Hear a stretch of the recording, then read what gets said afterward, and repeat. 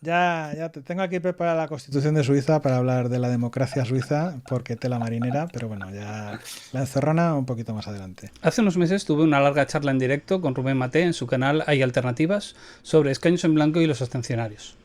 No ha sido fácil, pero he hecho un resumen todo lo corto que he podido de la charla. Si queréis ver la charla completa, os dejo un enlace en la descripción. Y os recomiendo mucho seguir su canal porque da mucha información y es muy crítico y concienzudo en la información que da. Os dejo con el vídeo, espero que os guste. Me hizo mucha gracia, Miguel, tu comentario que me dejaste en un vídeo que hablaba sobre el voto blanco, voto nulo y abstención. Y me hiciste unas puntualizaciones y luego al final metiste una cuñita muy educadamente en plan, bueno, y hay una cuarta opción de la que no quiero hablar, por la que no se piense nadie nada raro. Bueno, que es escaños en blanco, la opción, vamos, no se puede, no pasa nada, quiero decir, en mi canal. Aunque sí que es cierto, bueno, yo por lo menos he visto que no sé qué pasa contigo, que despiertas el lado oscuro de muchos repúblicos, ¿no? Me parece que en cuanto abres la boca, a gente le sube la tensión y no Sí, sé qué sobre pasa, todo qué pasa. si hablo de escaños en blanco, sí, sí. Bueno, no vamos a estar de acuerdo ni en el método ni en ni en el objetivo, pero sí que quería aprovechar para comentar una cosa que, bueno, que a veces se nos olvida, ¿no? Que al fin y al cabo, tanto Miguel como yo, y como seguramente muchos de los que nos están viendo ahora, lo que perseguimos es un cambio en el sistema político. O sea, que decir, quizá a lo mejor mi opción no es el modelo suizo, desde luego, y la opción de Miguel no es la propuesta que hace la Junta Democrática, entre otras asociaciones, pero tenemos en común el hecho de que, bueno, de que consideramos que hay un problema con el sistema político, que no es una cuestión de caras, de cambiar a unos por otros, sino que es el propio sistema el que tiene unas deficiencias bastante serias y queremos hacer cosas para cambiarlo, aunque no sean las mismas, ¿no? Y siempre estamos discutiendo sobre si lo tuyo no funciona, pero lo tuyo tampoco. Bueno, no, la verdad es que hasta que no lo probemos no sabremos cuál es la solución, pero bueno, yo creo que siempre hay que tener en cuenta que nos unen más cosas de las que nos Correcto, separan. correcto. Al diputado de distrito se le pone siempre como un ejemplo de representación.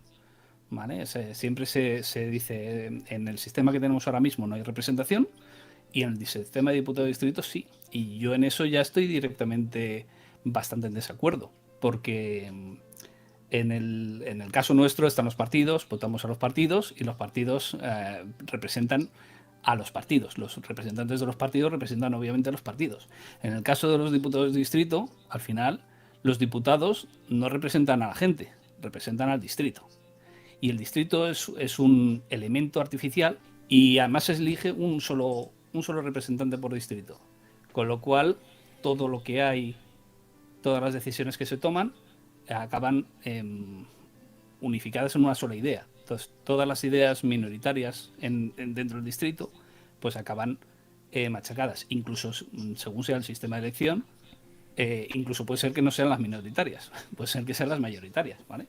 Entonces, eso ya para empezar es un problema. No sé si quieres que entrar ahí Sí, sí, a opinar sobre este entramos. tema. Venga. Yo te reconozco que efectivamente el distrito es una entidad artificial que se crea y que el diputado de distrito efectivamente representa al distrito. Indirectamente representa a las personas que viven en él.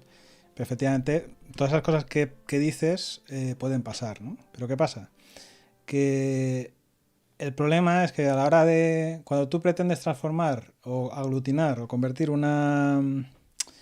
la voluntad de 45 millones de españoles, por ejemplo, en el caso de España, a una única decisión política, pues obviamente en el proceso de destilación, ¿no? De cuál es la decisión final que nos vincula a todos, pues se va a perder resolución, ¿no? Pues hay muchos detalles y mucha gente que no va a estar de acuerdo, etcétera. Entonces, bueno, el distrito electoral es una forma que te permite hacer esa agrupación que para mí es la que mejor relación democracia-precio da. Que no es perfecta, como bien dices, existen problemas. Sí que tiene elementos positivos el diputado de distrito, obviamente. Para empezar es el más simple y de hecho es el primero Sí. que sale porque es el más simple. Si tienes un territorio con una gran extensión, lo primero que te sale, si quieres un sistema democrático y además en un momento en el que no hay ni siquiera un telégrafo, ¿vale? O sea, estamos hablando de un momento en el que no existe el telégrafo. La única forma de comunicación es a base de cartas, de gente que va en caballo con la saca de cartas trasladando o trasladándose directamente. Entonces, claro, en ese sistema lo lógico es decir, oye, mira, que venga uno del pueblo tal y hablamos entre todos. Es que es el sistema natural. Y eso, pues sí, pues está muy bien, cada uno sabe quién tiene que votar, cada uno sabe quién es su representante y el representante sabe quiénes son sus representados. Pero una vez se presenta eso y una vez que empieza a funcionar, empiezan a surgir problemas. Y de hecho el resto de sistemas que salen, que no empiezan directamente por un sistema de listas de partidos, empieza por otras cosas, por el sistema. Había un sistema que era el sistema personalista, el voto único transferible. Empiezan a salir una serie de elementos para intentar resolver los problemas que se ve que aparecen en el sistema de diputado de distrito. Pero a mí lo que más me llama la atención es la insistencia por parte de los abstencionarios de decir, es que no hay representación en nuestro sistema, vamos a poner al diputado de distrito, y en el diputado de distrito tampoco hay representación, ¿vale? Para mí, uno de los problemas gordos y de las discusiones que tengo es ese. En uno de tus vídeos ponías como ejemplo que un representante es, tú nombras a un abogado para que te represente. Y ese abogado puede llegar y decir, pues te voy a vender la casa, en el caso del matón de imperativo. Llego y tengo una casa y te la vendo por 2 duros. Y eso no es lo que tú le has pedido al abogado. Bueno, pues en el sistema de distrito puede pasar exactamente eso. Que alguien venda tu casa, que es tu representante, y venda tu casa porque lo decide la mayoría del distrito. Y es una decisión que toma en tu contra, ¿vale? Sí. Entonces, claro, entonces ese representante no es un representante de la gente. Bueno, es un representante del distrito. Claro, efectivamente, pero bueno, es que aquí se mezclan quizás dos conceptos. Luego no hay representación. No hay representación. Hay representación de la mayoría del distrito. Vale. Pero la minoría no está representada. Efectivamente, pero por eso la democracia no es solo representación, es también protección de los derechos individuales y preservación de la igualdad política. Sí, pero en el Parlamento ya ni siquiera va a estar la voz de esas personas. Y eso es más grave. O sea, ni siquiera se va a poder opinar, o sea, escuchar la opinión de esas personas. Bueno, existen mecanismos de democracia directa, participativa la llamas tú, sí, que contra los que yo creo que no he oído nadie de la Junta Democrática ni que les parezca mala idea. Bueno, supongo que alguna habrá, ¿no? Pero quiero decir que en principio son opciones perfectamente compatibles y yo en mi caso, por ejemplo, obviamente si la democracia es el gobierno del pueblo para el pueblo, ¿no? Por el pueblo, como decía Lincoln, pues obviamente tiene que haber mecanismos de participación directa sin intermediación de nadie. De nadie. Entonces tiene que haber referéndums vinculantes, tiene que haber iniciativa legislativa popular. La revocación sería una forma también directa de participación y se pueden plantear más. Yo creo que esas propuestas son necesarias porque obviamente no puedes dejarlo todo al albur del representante del distrito, porque efectivamente pues te la puede jugar también. Es que eso sí. siempre estás expuesto, ¿no? En cualquier sistema. Lo que pasa es que hay que ver si tenemos mecanismos para corregirlo, evitarlo y sobre todo no depender de estas personas, ¿no? Porque al final, en cuanto dependes de un tercero para lo que sea, pues estás vendido. Hubo un matemático, Joseph Díaz Yergón, que primero vio un problema en el sistema de diputado de distrito. Y no era exactamente diputado de distrito, era la elección era un sistema colegiado similar al de las elecciones presidenciales de Estados Unidos. Y lo que se dio cuenta es que, básicamente, que si la mitad del Parlamento vale para tener una mayoría y a cada uno de los diputados de la mitad del Parlamento se les puede elegir por mayoría, eso quiere decir que una cuarta parte de la población puede sacar una ley adelante en contra de la opinión de las 3/4 partes de la gente, ¿vale? Bueno, y eso ya pasa hoy en día, porque si realmente sumas, bueno, la verdad es que con esta legislatura no he hecho ese ejercicio, pero si sumas los votos de todos los partidos que forman gobierno, no llegan al 50%, se quedan en el 40 y pocos. O sea, incluso, aunque tenga una mayoría absoluta en el Congreso, pero no suman la mitad de los votos. No de los votos. O sea, no, de la población, perdón. ¿Y por qué pasa eso? Es por las circunscripciones. Si fuera una circunscripción única, que es un sistema proporcional de verdad, no tendrías ese problema. Tendrías el porcentaje de diputados sería proporcional a los votos que ha recibido cada uno y ahí ya no tendrías ese problema, ¿vale? Entonces eso es una de las cosas que se busca solucionar en el tema de cuando empiezan a salir sistemas proporcionales. Decías que mi concepción es que tiene que haber grupos homogéneos en los que se agrupa Bueno, la gente. más bien un poco la idea que subyace a tus planteamientos, que por eso no Pero estamos de acuerdo. yo te puedo decir lo mismo del tuyo. Tú tienes unos grupos homogéneos que se llaman distritos. No son homogéneos. Sí, son homogéneos en cuanto solo Bueno, sale una sola persona que representa todo el este. De hecho, la idea del distrito es conseguir unas zonas que sean más o menos cercanas en intereses bueno, y a mí esa propuesta se me ha parecido un poco que no la entiendo muy bien, que el sentido, porque eso, ¿cómo lo vas a hacer? Pues al final, para mí, las circunscripciones uninominales tendrían que generarse mediante un algoritmo predefinido que fuera con unas reglas sencillas que todo el mundo pudiera entender y aplicadas al censo, que te hiciera las circunscripciones y que salga lo que salga. Porque, claro, es como, ¿cómo voy a agrupar distritos de 100.000 personas que tengan todos los mismos intereses? Bueno, sí, porque estos son de costa y aquí hay industria minera, pero al final hay una persona que está tomando una decisión de cómo agrupar los distritos. correcto, Eso, correcto. eso que es la base del gerrymandering, que es No, la totalmente forma. una puerta al mamoneo total y completo. De Lo todas que formas, pasa, si lo que estás buscando es evitar el gerrymandering es una utilización del defecto que descubrió Yergón, ¿vale? mm, Es una manipulación para aprovecharse del defecto que descubrió Yergón. Pero aunque no uses gerrymandering, el problema de Yergón sigue estando ahí. O sea, aunque uses un sistema que sea ciego y seleccione distritos sin tener en cuenta ningún elemento y que sea totalmente neutral, sigues pudiendo tener lo que pasa en Estados Unidos con los colegios electorales, que en función de cómo estén agrupados, al final hay más votos para un candidato y sin embargo el que sale presidente es el otro. sí, ¿Vale? sí. Eso acabas teniendo el problema. O sea, la gente se centra mucho en el gerrymandering diciendo vamos a evitar el gerrymandering. No, el problema es intrínseco al sistema, ¿vale? El problema de las distorsiones de las mayorías es intrínseco al sistema y no se puede evitar.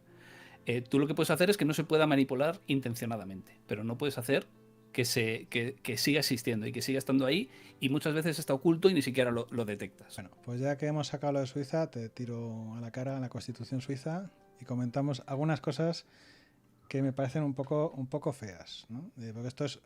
Entonces, por ejemplo, en Suiza, pues la gente puede incluso proponer reformas constitucionales y se votan y lo que diga la gente, quiere decir, no hay un mecanismo de freno, ¿no? Y esto desata para mí lo que parece, bueno, la tiranía, la famosa tiranía de la mayoría, porque, por ejemplo, encontramos aquí un artículo estupendo, el 10A, que lo han metido ahí, bueno, aparte de la chapuza que están haciendo con su constitución, porque no hacen más que meter artículos 10A, 10B, 10C, 10D, porque claro, no hay sitio, como están todos numerados, pero bueno, eso es una tontería.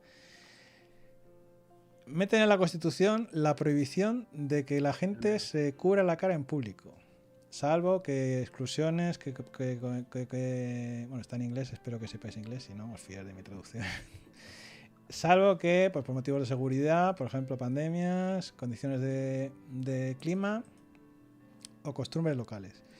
Hay otra iniciativa, también adoptada por voto popular, de prohibición de los minaretes, que está un poco más abajo. Y claro, estas son cosas, primero que, en mi opinión, esto no es materia constitucional, esto se podría plantear como una ley, si es que realmente se quiere, pero que eso no es lo más grave. Pero bueno, lo más grave a mi parecer es que son claramente medidas que vulneran los derechos políticos de los ciudadanos. Solo la inclusión de este artículo en la Constitución suiza la descalificaría como una democracia, en mi opinión. Vale. Lo que pasa es que este debate, o sea, no está en la participación ciudadana. Este debate está en los mecanismos de control previos que hay que poner a la elaboración de las leyes. Es decir, si no hay ese mecanismo previo de control de lo que se puede cambiar y de lo que no se puede cambiar, esto mismo también lo podrían haber elegido unos diputados de distrito en un parlamento. Entonces, al final lo que tienes es un sistema en el que tienes que delimitar lo que se puede elegir y lo que no. Y este es un debate interesante, pero es un debate ajeno al sistema de elección de los representantes y al sistema de participación ciudadana. Es hasta qué punto la democracia puede elegir de verdad cambiar cosas. Claro, pero si realmente la democracia es que nos demos el gobierno que queremos, Vale, pero entonces el ¿cómo? debate es sobre la Bueno, sí, democracia. efectivamente No es... me has sacado bien, me has dado el capote bien porque efectivamente podría pasar con el diputado de distrito, efectivamente, no Claro, es una cosa claro, imposible. claro. Sí. ¿Y alguna idea sobre esto? No, no, es un tema complicado. Y de hecho, liga con otra cosa, y es que en realidad en Estados Unidos no querían una democracia. En Estados Unidos, la mayor parte de los padres fundadores aborrecían la democracia. Y lo que decían es que tenía que haber personas que fueran sensatas y que tuvieran cierto conocimiento, y que esas personas eran las que tenían posibilidad de decidir por todos. Y que la democracia y dejar que el pueblo eligiera directamente era terrible. Hay otro debate, es si realmente la gente quiere democracia, pero yo me he encontrado mucha gente que no quiere democracia. Y dice, no, no, mi voto no puede valer lo mismo que el de un indocumentado que no tiene ni idea y no se informa de las cosas, por ejemplo. La estrategia, ¿no? Sí, efectivamente. Entonces, vale, ¿cómo implantamos? No sabemos lo que queremos, pero ¿cómo lo hacemos? ¿Cómo lo implantamos? Vale, entonces aquí los abstencionarios lo que proponen es visibilizar la deslegitimación de los poderes establecidos a través de la abstención, de no participar en las elecciones, acompañado de movilización. ¿Vale? Y la segunda parte es importante. Bueno, de hecho es la esencial, Sería, porque sería la parte activa. la primera, la abstención, que bueno, también es otro mensaje que se malinterpreta bastante a menudo, que es como, bueno, que no vais a votar. No, no vamos a votar y vamos a inundar las calles, vamos a bloquear el país hasta que se rindan los políticos y Claro. se den por vencidos. Y el argumento, o sea, ahí tienes dos cosas. Una es vamos a inundar las calles y otra cosa es no voy a votar. Lo que yo opino es que son dos cosas que se juntan, que estáis uniendo como una única cosa, pero en realidad son dos cosas. O sea, nada Sí. te impide seguir inundando las calles Bueno, te y impide, tomar otras medidas, otras estrategias en las urnas.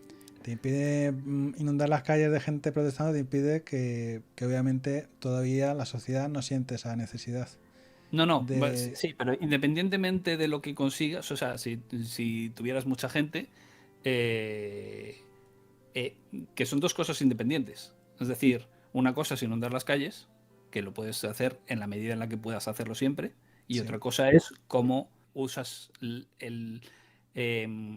la votación que hay en un momento dado de la manera más estratégicamente buena posible. La manera óptima de sacarle el mayor provecho a un acto en el que hay una contabilización de unos votos ciudadanos. ¿Vale?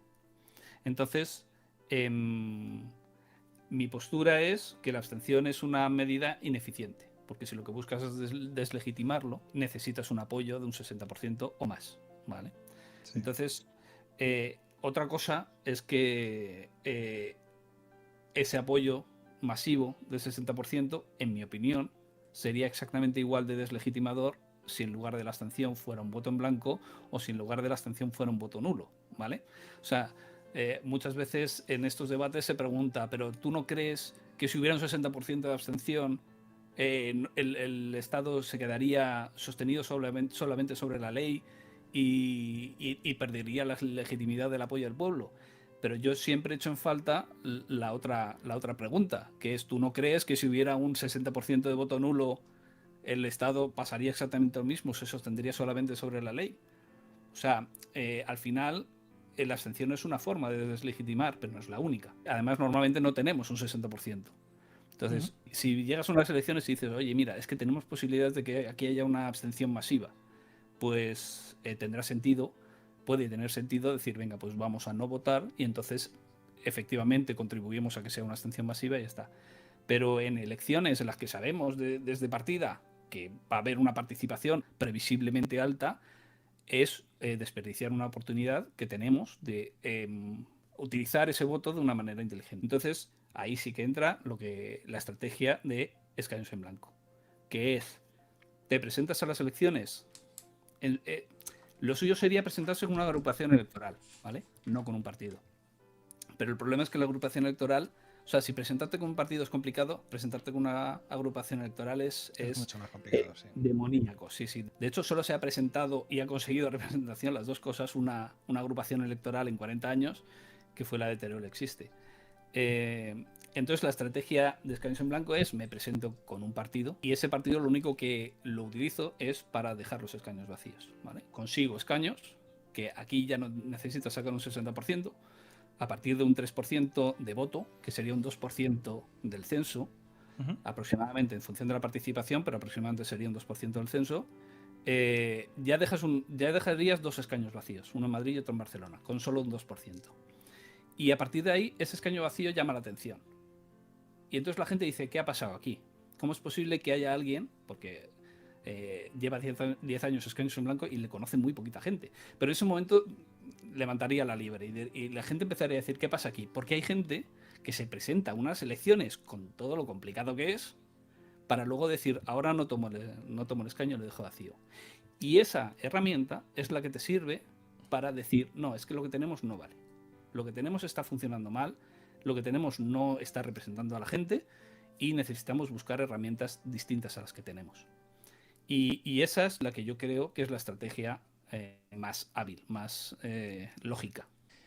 Nosotros optamos por ir a las urnas el día de las votaciones a romper el voto y hacer otras cosas que quizá no son tan efectivas. Bueno, no sabemos cómo de efectivas sería que hubiera escaños en blanco realmente en el Parlamento, pero bueno, pues realmente es la barrera de entrada, por así decirlo. El esfuerzo que hay que hacer es mucho menor porque, bueno, básicamente es ir allí a la esta, ponerle buena cara para que no te desaloje la policía, que normalmente pues están ahí. No. Bueno, es que no hay ningún problema en general. Los votos en blanco, escaños en blanco, o el partido que sea, esos son habas contadas. Es decir, pues hay 2 millones de votantes, pues hay 2 millones de personas que opinan esto. La abstención es un poco más difusa. La abstención te permite sumar a esa gente a la causa, porque realmente la movilización en las calles, que es el paso final, no va a ir el 60% a movilizarse, se va a ir a las calles el 15%. Pero ese 15% está un poco aprovechándose en cierta medida, porque obviamente no todos los que se han abstenido son abstencionarios, esto lo sabemos todos, pero a nivel de discurso se puede vender fácilmente que sí, que ese 15% que está en las calles está respaldado por un 60% de abstención, 70% de abstención, que es un poco hacer trampas, yo esto lo admito. Y luego, pues eso, necesitamos 15 millones, pero no es lo mismo 15 millones de gente que se abstenga, que ya tienes la mitad de esos 15 millones no votan de todas formas por lo que sea, porque están malos, no les apetece, no creen en el sistema, o les parece una pantomima, y luego, pues esos 4 millones de gente activa que no tiene que esperar al siguiente proceso electoral, sino que está en las calles reclamando y tienen un discurso, tienen un programa, que también es un poco lo que he hecho en falta escaños en blanco, que es como, vale, sí, o sea, podemos forzar cortocircuitar el sistema. ¿Luego qué? Vamos a dejar... Claro, porque, o sea, es decir, nosotros queremos abrir un proceso de libertad constituyente, pero nosotros tenemos un programa y tenemos una propuesta. Y bueno, que a mucha gente no le gusta, pero bueno, está ahí sobre la mesa planteada y ya se inicia la acción con la idea hecha, ¿no? O sea, por así decirlo. Entonces, bueno, yo personalmente creo que es más factible esa vía que forzar la implosión del sistema votando escaños en blanco o consiguiendo el voto computable. A mí si escaños en blanco consigue todos sus objetivos de su programa electoral, a mí no me soluciona nada. Mis problemas políticos siguen siendo los mismos que, bueno, bien lo sabes. Correcto. Entonces, pues es que como herramienta, o sea, como planteamiento me parece interesante y no lo descartaría.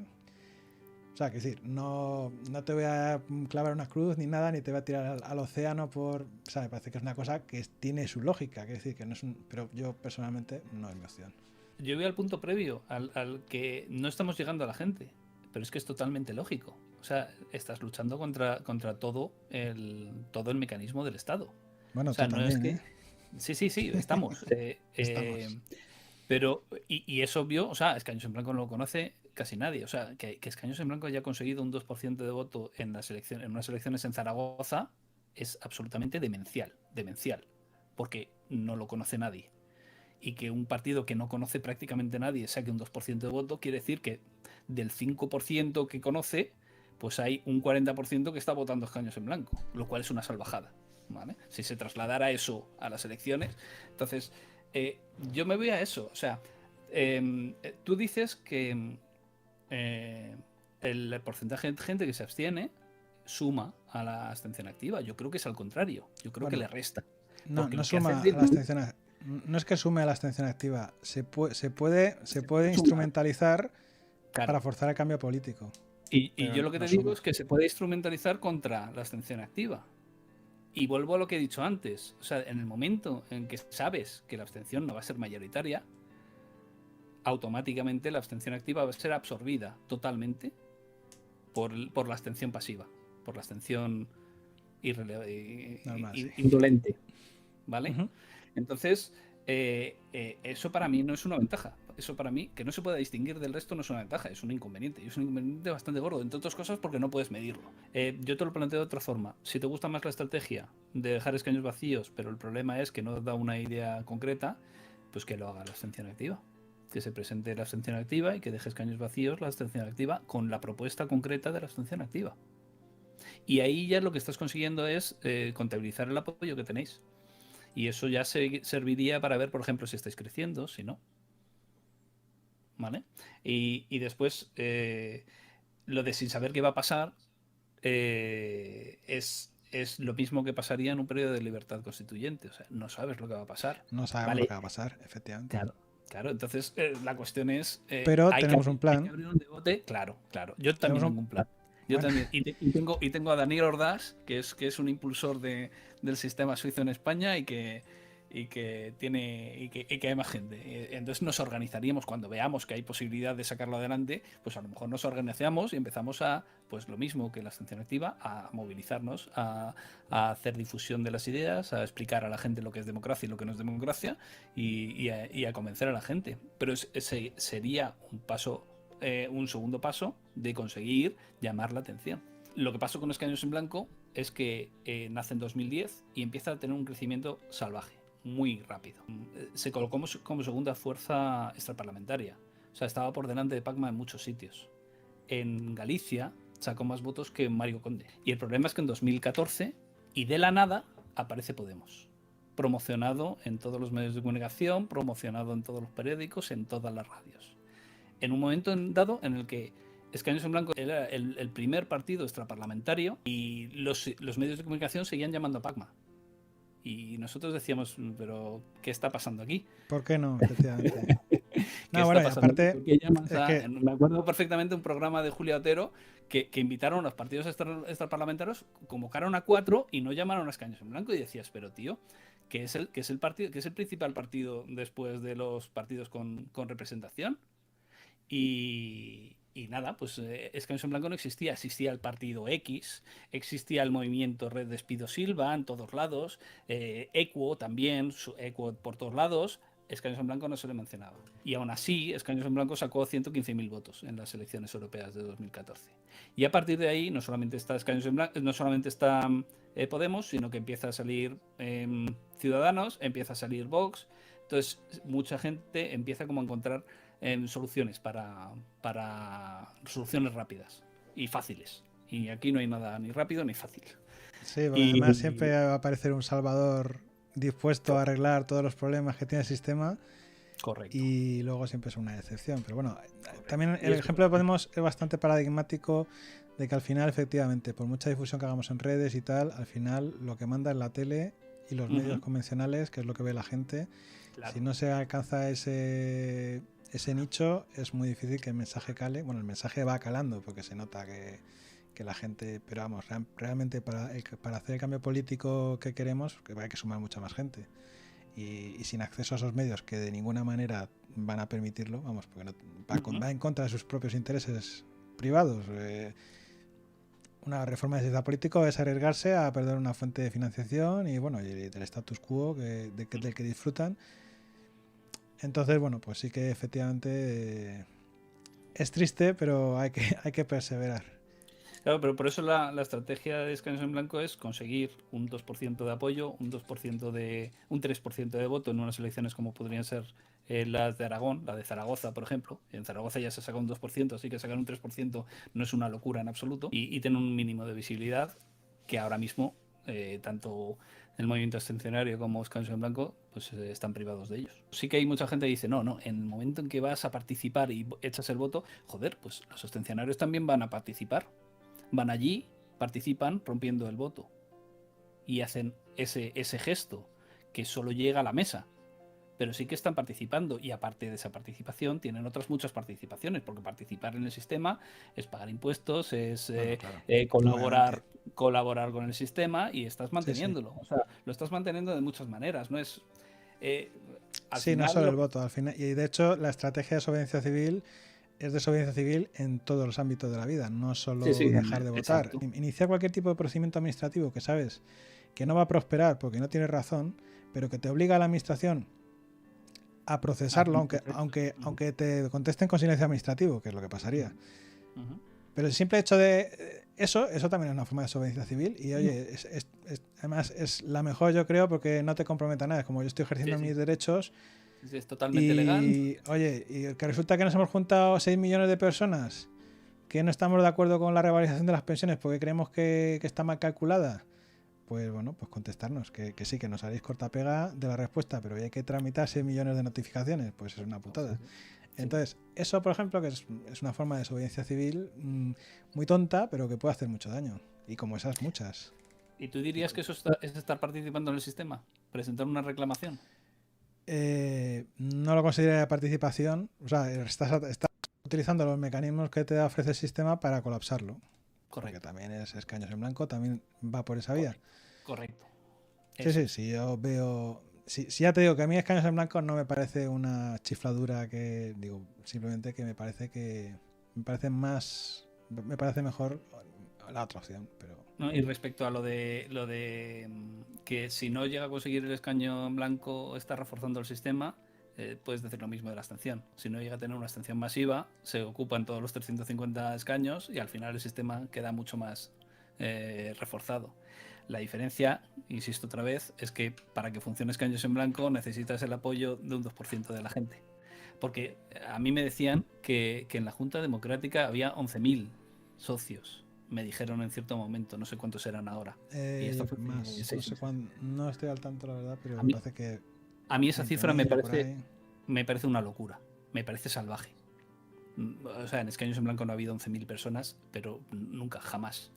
Nunca. O sea, no han llegado a 2.000 personas en el momento mejor de Escaños en Blanco. Nos Fuera del sistema pregunta. está Escaños en Blanco, ¿eh? Escaños Bueno, en Blanco no entra en el sistema.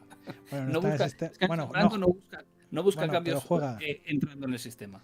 juega con las leyes Sí, por electorales. supuesto. Con Sí, las. sí, sí. Entonces, bueno, pues. Como todos. El AO también. Hasta la abstención activa cuenta con que el voto no es obligatorio, por ejemplo. Efectivamente. De hecho, por ejemplo, en Bélgica, que decías que supongo que habrá surgido escaños en blanco en Bélgica, porque como han puesto el voto obligatorio, o es obligatorio ya hace algún ¿Mm? tiempo, pues claro, eso bueno, tampoco es muy democrático que digamos, porque si es un derecho, Correcto. si es un Correcto. derecho votar, podré elegir no votar a nadie, ¿no? Es como si te dicen, no, el matrimonio es un derecho, pero te tienes que casar. Y Sí, bueno, sí. o no me quiero, o No, no. no es un derecho, No, claro, no, claro. pues si no puedes elegir que no, es que no es un derecho. No es un Entonces yo derecho, entiendo correcto. que es, bueno, pues ahí han tenido su justo merecido los belgas por poner el voto obligatorio, pues digo, pues venga, pues que hay que votar, pues lo vais a cagar.